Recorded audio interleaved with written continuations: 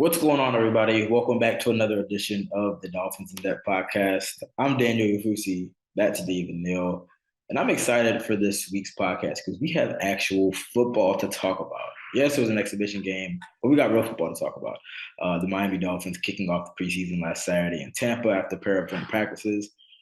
In the debut for new head coach Mike McDaniel, they come away with a nerve-wracking, exhilarating. I mean, can you even say that in a preseason game? But a 26-24 victory against Tampa Bay, a late field goal as time expired, coming off the crossbar, the upright, I should say, and falling short, sealing the Dolphins' first victory in the Mike McDaniel era.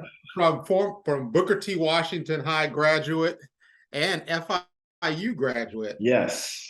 Jose Borregales, who they kept on the broadcast. You wouldn't have known he played 3 years at FIU and kicked them to the win over at UM, and he was a Booker T guy. They kept calling him Kane's kicker. I was like, hey, Carlos Huerta. I mean, come on now. But that was. It's a preseason game. It's a preseason game, but it was kind of a fun preseason game. It wasn't as much fun for me because I was kind of monitoring the game, and I was writing a little gamer just to kind of wrap up, recap the first game under the Mike McDaniel. And, right. I was like, do I have to rewrite this lead? They're driving on them, but the Dolphins secure the victory, and all the talk is about the new offense. A lot of starters. I mean, in fact, almost every starter on both sides of the ball sat out in the preseason opener. You did have some guys like Mike Gesicki and some of the offensive linemen play that game. But for the most part, you had a lot of backups, you had a lot of reserves, but we did have some standouts, some people that shined under the lights. One of those people being Skylar Thompson, another Lynn Bowden. But first, I want to go big picture. Yes, it was backups from reserves, but did this offense impress you? What were your takeaways? Did you leave encouraged about Mike McDaniel after this first preseason game?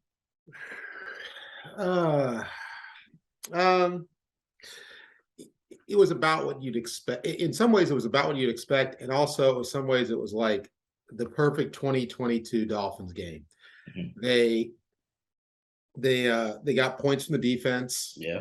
The defense set up points. I mean, that late in the first half, that little spurt late in the first half. They scored like 20 straight points, but they got two turnovers, and one of them was a touchdown. One they scoop and score, and another one, kind of put them in position. And Thompson had to complete the pass to a incredibly wide open, obscenely wide open. Nobody from Tampa Bay was even in the TV screen if you were watching on your phone or something like that, or your that's right, the phone.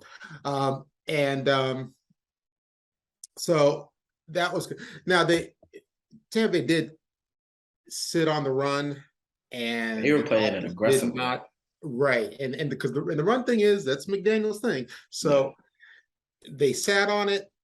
The Dolphins didn't do much with it, but that I think is to be expected. Like I said, the run game takes so much coordination, and it's going to be the last thing to come in. And so, for that reason, this team we might not see the best from this team until, mid-season. Now, by that point, you hope that it's not too late and they're still in it. It's not like, every Dolphin season seemingly, except for like two since, the last 20 years, where, they're trying to claw out of some, one in something hole, one in too many hole.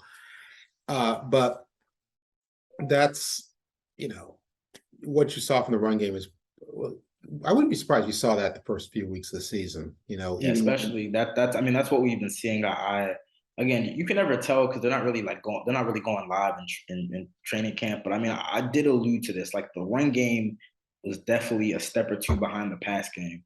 And we saw that, of course, Tampa Bay playing the run or committing to stop the run, like McDaniel said, that played a role. But even so, you could tell that the run game was a little step below or step behind the passing game, which, you could kind of flip it both ways. You could say, well, that's McDaniel's, calling card, the run game. So you could say that it worries you that it's not, where it needs to be right now. Or you could kind of flip it and say, well, the passing game was really on point to some extent. And when Tua and Tyreek and Waddle get in there, maybe it can really take off. You can spin it both ways.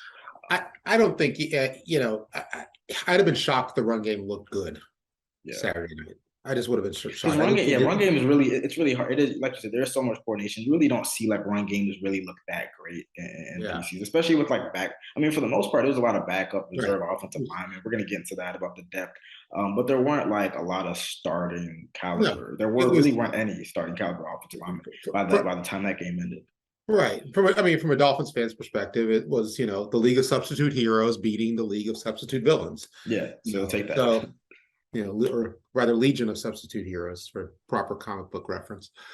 And so, yeah, it's fine. They'll we can't tell anything about that from this other than they are where they are. Yeah, They are where they're supposed to be. So, if they never look good out of 3 preseason games, then you kind of go. But I still maintain that this might be what you get for the first month and a half. So it'll be a process. It'll be a process for yeah. sure. I want to focus on one of the stars and a player that everyone's talking about after that game, which I alluded to before, Skylar Thompson, the team's 7th-round pick. It was a bit of a surprise to see him not only get the start but play the entire game. But apparently Teddy Bridgewater was dealing with some back tightness. Skylar Thompson looked good during the joint practices, so he said, "Hey, let's just get him out there and just get him these reps. I mean, he's not going to get this opportunity in the regular season. Let's get him this opportunity right there." And by and large, he kind of really seized the opportunity. 20 for 28, 218 yards, his first touchdown. Showed some mobility. Didn't turn the ball over. After this performance, there's a lot of people who are really beating the drum for Skylar Thompson to be QB2. It just kind of speaks to the state of like this team that people are arguing about whether this guy should be QB2.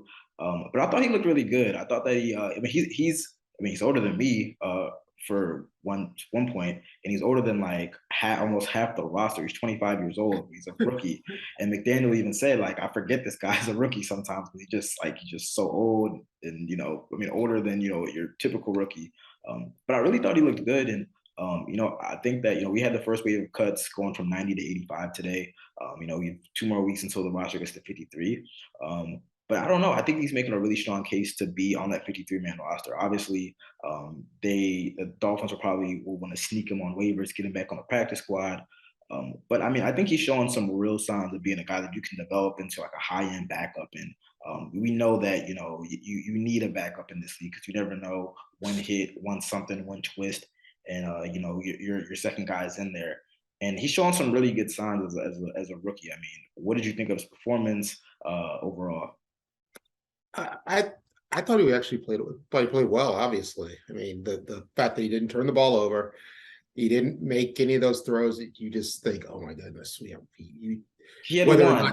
He had a one where he was rolling out and he almost got intercepted. And I'm not gonna lie, it looked like an interception. And that was the first time where I was like, he kind of overreacted and then kind of panicked there. But outside of that, there was no like egregious throws where you're like, this guy doesn't know what he's doing at all. Right. That's taking care of the ball. If you're the backup in any situation, take care of the ball for Pete's sake. If you were that great a playmaker, you wouldn't be the backup. Yeah. Now, the best argument for keeping him as backup is a combination of what his play is in the preseason and in the near future, and Teddy's long history of availability issues. Yeah. And Teddy's a fine backup and he's a great guy. There's nobody who's ever going to say a bad word about Teddy Bridgewater. If they do, you go ahead and slap the taste out the mouth and nobody will mind. But being the every week guy, that's not been Teddy's strength throughout his career. And I think you got to keep a third quarterback around because I can see very easily, something happens with Tua. Teddy comes in and boom, Teddy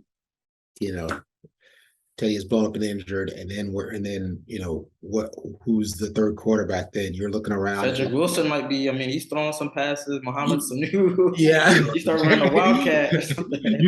We start asking, okay, who ran the option in high school? Yeah. Who was that read option guy in high school? And so yeah, that I honestly think that's as much an argument for keeping him. Now, let's see what happens again in the next couple weeks. He's going to face stiffer competition. He's going to face teams he hasn't seen in, joint practices, and some teams are going to have some real guys out there.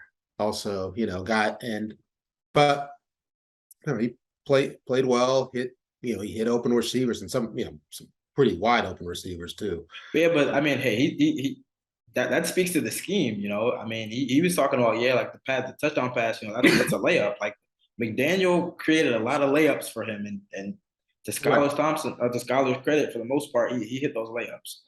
So I think that's another point where you can say you're encouraged. I mean, people are saying, well, if Skylar Thompson can do this, why can't Tua do that or even more with better talent around him? So yeah, I mean, I think he did play well. I mean, we definitely are seeing more teams shift to just having two quarterbacks. Like I remember back, I mean, obviously, my football knowledge and memory doesn't nearly date yours, but even 10, 15 years ago, teams were keeping three quarterbacks on the roster, but now it's like those roster spots are so precious that they rather keep two. But I don't know. I mean, I think long term, and if push comes to shove, I don't think that a team would claim him off waivers, because most teams do keep two quarterbacks as well, and I don't think that somebody would be willing to pick him up, to be their backup, like with one a week, with the regular season 1 week away. I mean, it just wouldn't make sense, because you just wouldn't have that knowledge of the system and everything. So I do think that if they sneak him through waivers, like they'd get him. But just to be careful, I'm just thinking about like the long term play. I mean, you could have a high end backup potentially for the next 3-4 years, and it's like, I mean, I'll put it this way: is that 53rd spot more valuable to your potential backup quarterback, 1 year, 2 year, 3 years from now, or the fourth safety, the sixth cornerback, or the fifth, sixth, I think that with the bigger practice squad, you can make it work and keep him on the 53-man roster. Right. I mean, as you said, is it worth that those guys? Because of course, as you say that, I'm thinking, well, how good are those guys at special teams? I mean, that's usually those final back end guys. That's all they're doing. I mean, obviously special teams is important, but you just kind of look at the value, not only the short term play, but the long term play. Yeah, and I don't know. I mean, I don't understand how teams stopped keeping three quarterbacks around, because again, when I was covering the league, everybody kept three quarterbacks around, and the Dolphins wound up using three quarterbacks in a game a couple times when I was covering them, because it was, one Chad went down, another Chad went down, and then, it was Tyler Thigpen or somebody coming off the bench who they had, grabbed from Kansas City. So, it seems ridiculous. It seems like you're preparing for a low percentage thing, but when that low percentage thing happens, you want to make sure you got the insurance. You want to be covered, and every game matters, and that might save you a game. So yeah, it's let's see what happens the next 2 weeks. Let's after the first preseason game, there's always that one guy who everybody latches on to, is like, last year was Reed Sinnett, it was Kirk Merritt. Dolphin fans were like, we cannot lose these guys, and Dolphins were fine with them. They were fine without them. And then, but he's a quarterback though, so there's a little more interest there, and he is showing something. Yeah. So it's gonna be interesting. Let's see, because that first preseason game guy, how many times did he make it to the end? Yeah. How many times did he wind up on the 53? Heck. Not exactly. So again, let's see what happens. It was a good performance. Yeah, most definitely. And like I said, 2 weeks until we have another cut down next Tuesday, and then 2 weeks from now, the final cut down to 53 roster. So we'll see where that lands Skylar Thompson. We're going to take a short break. But when we come back on the other side of things, we're going to look ahead to the Dolphins' second preseason game this weekend at home against the Las Vegas Raiders. We finally see Tua, a couple starters. Should we see Tua and a couple starters? We're going to talk about that and more coming up. What's going on, everybody? Still here on the Dolphins In Depth podcast with David Neal, talking all things Dolphins. So last week, as I said before, about 20 Dolphins sitting out for various reasons, most of them starters who Mike McDaniel elected not to play, among them Tua Tagovailoa, Jalen Waddle, Tyreek Hill, Teron Armstead, Xavier Howard, all the big names for the most part sat out. We actually spoke to Mike McDaniel Tuesday before practice, and he declined to really divulge his plan for Saturday's game. He in Mike McDaniel fashion, he had some funny quip, and he said, just we're not there yet. He did say he'd be surprised. Last week he said he'd be surprised if Tua didn't play at all. So just based off the 3-game format, you would think that this is the game that Tua plays, kind of the quote unquote dress rehearsal game before the third preseason game, where most of the starters sit out. But David, do you think Tua should play? We saw a day before the Dolphins preseason opener, we saw Zach Wilson have a really bad injury scare with his knee. Luckily for him and the Jets, he's only going to be out for a couple of weeks. We saw Jalen Hurts take a legal shot, kind of a cheap shot on the sideline. A lot of these veteran quarterbacks, obviously Tua is not like a veteran quarterback. We see a lot of these quarterbacks that are playing less and less in the preseason. Obviously, this is a new scheme, but given the injury risk and whatnot, do you want to see Tua out there on Saturday? Yeah, because I don't want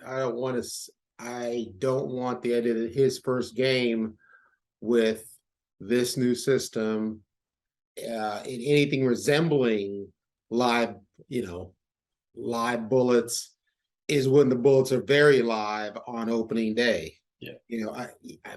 I got to see something. And yes, there's an injury risk. There's an injury risk in practice, for Pete's sake. There's an injury risk in every game. But I don't think, you're already limiting him to this one game out of fear of injury. That's the only reason you're doing it. Otherwise, if you weren't worried about injury, you throw him out there every single game and you play the whole thing. First game, first three, you play him all three games. Heck, let's really get into it. But so obviously, you're already cutting back because of injury. I don't think you can cut it out, and so I think you got to at least see him a half, if not more, and yeah, things can always happen. We've all seen practice injuries, guys go down with ACLs or whatever, or bad season-ending injuries in practice, in training camp. Happens. So, but you can't operate out of complete fear. So, and this guy needs snaps, at something faster than training camp practices, before it gets, we're in sixth gear on September 11th and everything's really go. Yeah. So, yeah, I think you got to see him. Got to. Well, and hey, if he goes out there, tears it up in a half and, lays down 200 yards, 11 of 15. More power to you. You're right. You're pulling right there, and then you're feeling right. Okay, that's good. We're in good shape. Or if he shows signs that things just aren't quite right, you want to see that too, and you want to give him a chance to work through that, because there's only so much you can work through it in practice.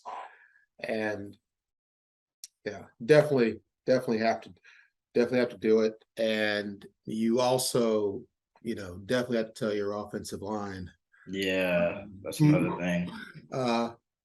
If he gets hurt, you gonna be hurt.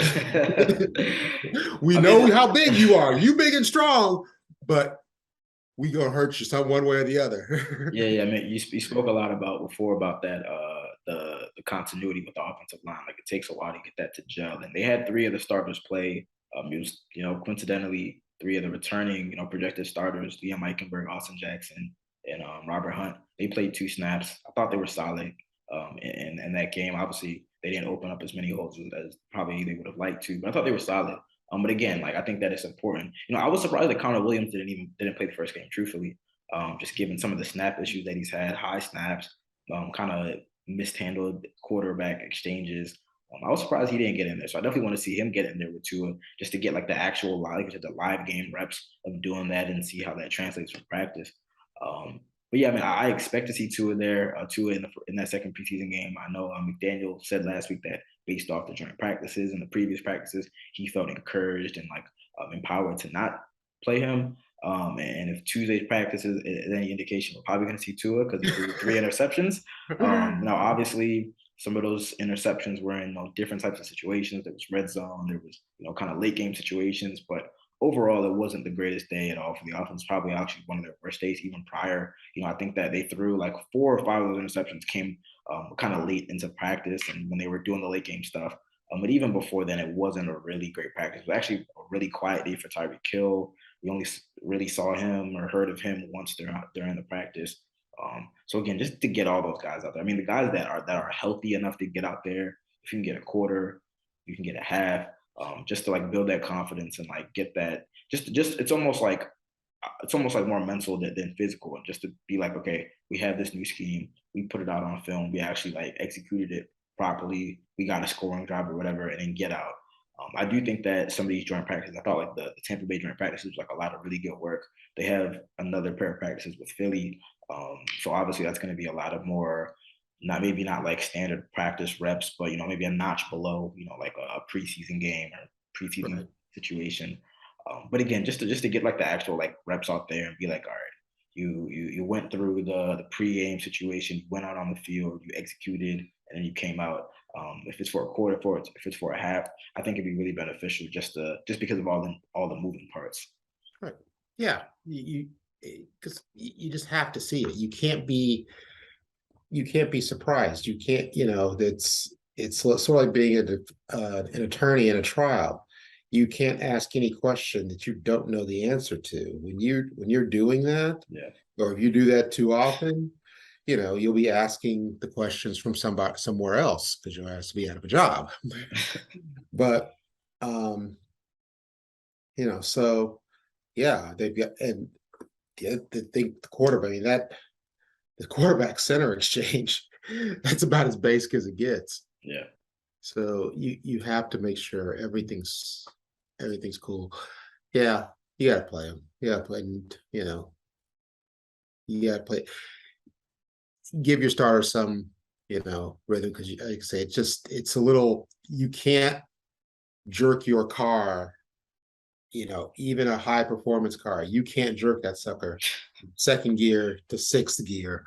You do that, you're gonna strip the transmission. I don't have that type of money, so I'm not familiar with that. I'm not familiar with that, but I'll take your word for it. I don't have that kind of money either. But I'm a racing guy. I'm raised in Indianapolis. No, you can't. You have to build. So this is part of the building. Yeah, and like I said, I do expect to see him. And even McDaniel said that while he didn't commit to Tua, he said to Tua playing on Saturday, he did say that he expects some guys that didn't suit up Saturday to do that Saturday, to do that the following Saturday. So we'll see.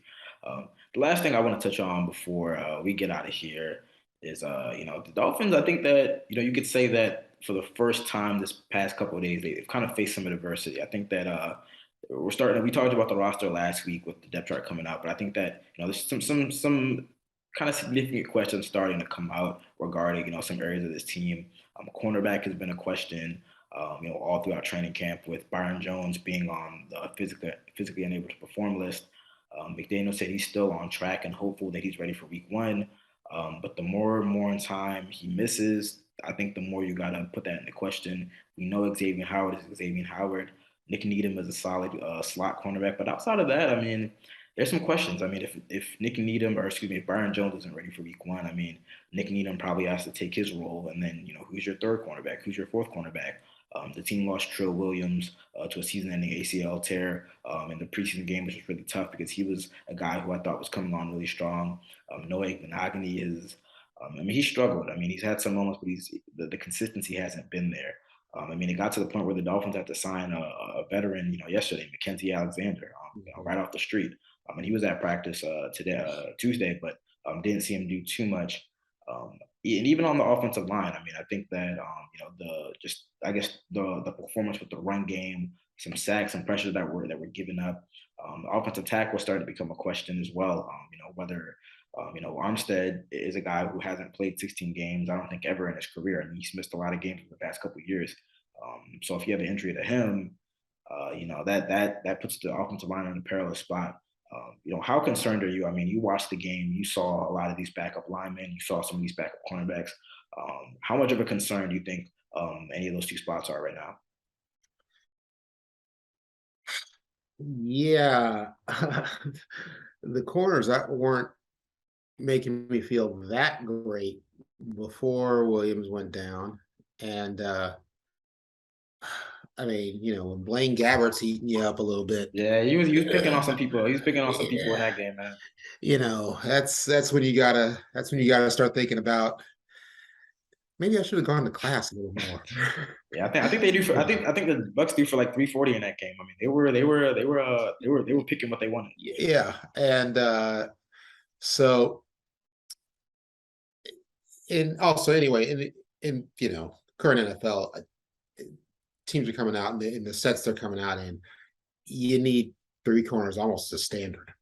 Yeah, and the Dolphins have that, but the question is because of Byron being Right. out. No, no, no, no, Yeah, no. that's You don't have that. The Dolphins don't have that right now. because Byron is out. Yeah, he's not Yeah, out. He's not there. yeah, yeah.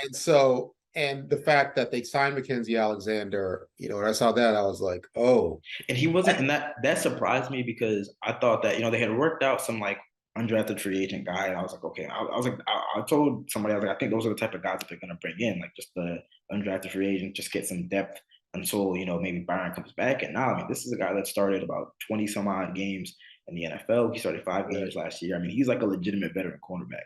I mean, I think Right. he could potentially fill in as a starter if needed. So I mean, that kind of spoke more to the state of the cornerback room than anything. The fact that they brought like a legitimate corner with starting experience. Exactly. That tells you what they think of what they have, what they think of what they know they have. Yeah.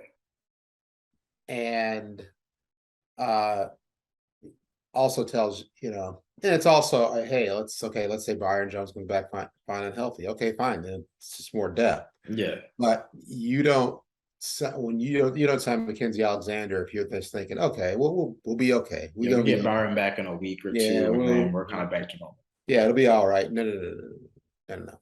They're a little worried, and so if they're a little worried, and they get paid, with an extra zero and have a little cute little logo, get the little logo, the polo shirt logo to, be a coach and know stuff, then I'm guessing, fan, fans should be worried if they're of a mindset to worry, if they care enough to worry. Yeah, and it's really just because like the cornerbacks are so important in this defense too. I mean, we saw like when X and Byron were hurt last year, and the defense was one of the worst units in the NFL because they couldn't cover because they love the blitz, and if you don't have guys that can cover, the blitz is not good. You're out of luck. Not a good setup. Yeah. I mean, if you don't playing defense today is so, I mean, obviously so tough with all the rules so tilted toward the offense. And if you have to be able to cover at least a couple seconds because it's to give you guys time to get to the quarterback. That's the start of your pass defense. And what Bill Walsh said still holds true. Key to winning in the NFL is a pass rush in the fourth quarter, and you still need to give those guys time to get there, even if it's only a couple seconds. And what what teams are doing now, you need 3 corners, 4 corners. You need safeties who can cover it. You need linebackers who can cover for the matchups with the tight end. So yeah, that's worrisome. The offensive line, I just obviously their history of just things just not working out there is long.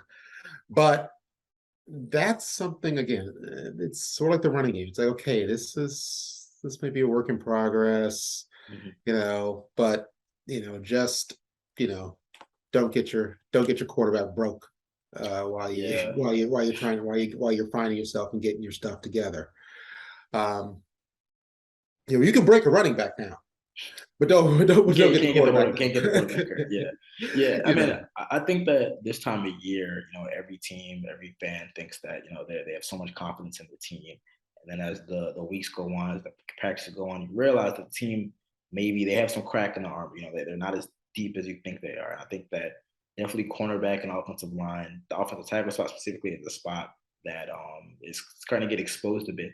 One thing I'll say is that, I mean, if you look around the NFL, there's not a lot of teams who can withstand an injury to their top offensive tackle or their top cornerback. I mean, there's a lot of teams where if they get any major injury to those two position groups, one a player at that position group, they're going to be in some trouble. So I do think that the Dolphins are they're in kind of a weird spot with Byron, because again, I think that's something. We can only go by what McDaniel was saying, and he says that they remain hopeful. But you can remain hopeful until you're not hopeful at all. Hope. Well, you can translate hopeful through, did you just sign a guy who might start? Yeah. Oh, that's how hopeful you are. Yeah.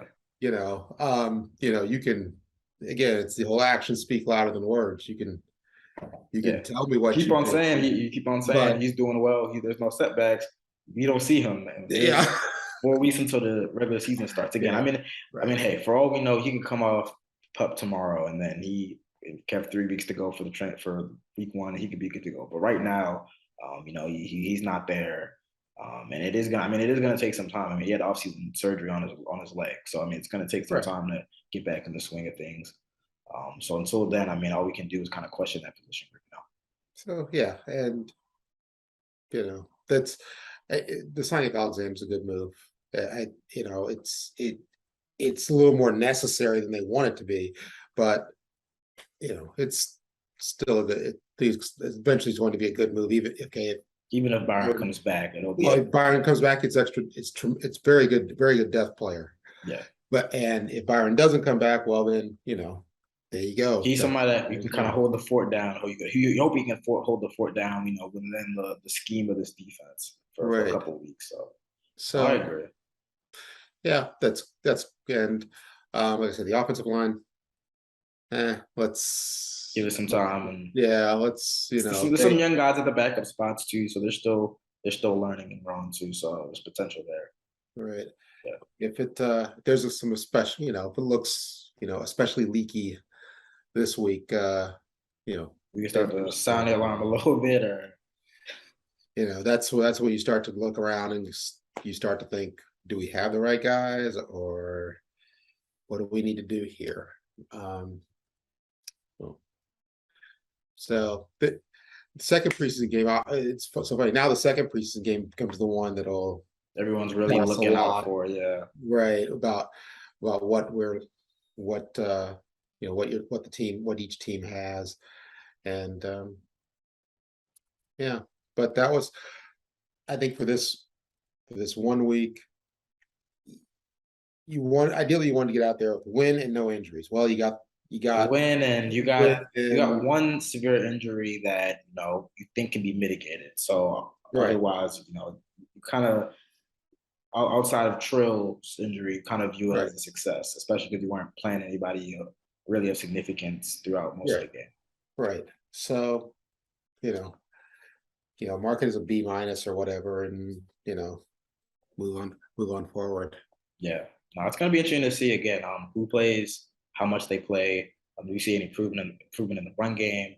You see a little more explosiveness in the pass game. So it's going to be fun to watch. But that brings us to the end of another edition of the Dolphins In Depth podcast. I want to remind all of you guys to subscribe to the Miami Herald YouTube page, share, like, comment below what you like, what you want to see better. Drop some questions in there. We might answer that one day. And we'll be back next week. We might even read the comments one day. You might just read the comments, kind of like what's the radio? Oh no, we're just read the comments because Lord knows we don't right now. I do. Oh, you read the comments out. Yeah, we'll see. I'm too old. I gotta keep my mental health, and it's got the incense going here and everything. So I just let mine degrade while you preserve yours. But anyway, we'll be back next week to recap the Dolphins' second preseason game against the Las Vegas Raiders and what we see. But until then, you guys take care. See ya.